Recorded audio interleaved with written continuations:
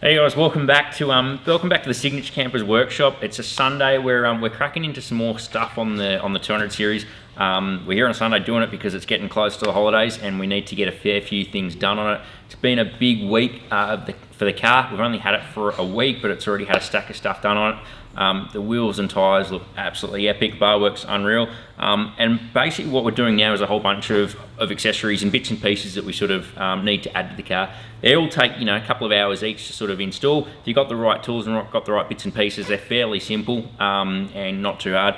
But we're not going to run through how to install everything. We'll give you sort of a bit of a quick guide on what we're actually doing with them. But basically what we're putting in today is we've got a couple of Ultima 215's driving lights.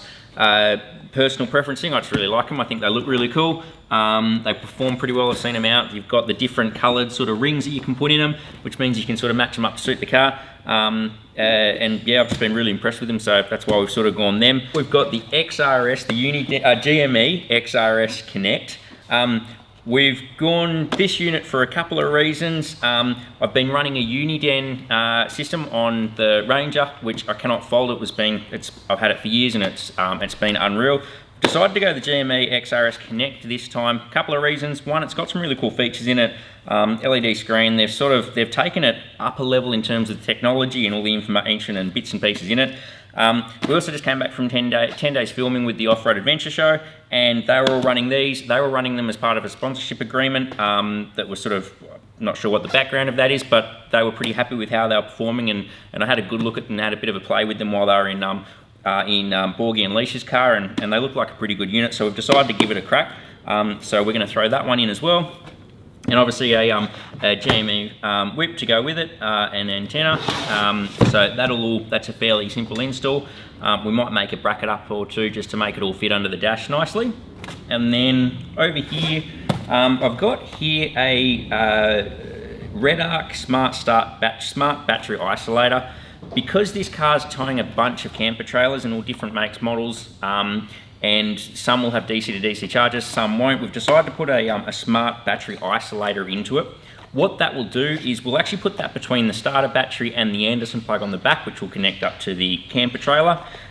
What that basically does is when the starter battery voltage drops below 12.7 volts, which effectively means the car's off, it'll cut the connection between the car and the camper, which basically means that if we have a direct feed from no DC to DC charger or anything, a direct feed from the car through to the camper trailer, we've got fridges running, we've got lights running, everything else, it means that this little isolator is going to cut that power, which means we're not going to drain the car's batteries when we're sort of out and about camping.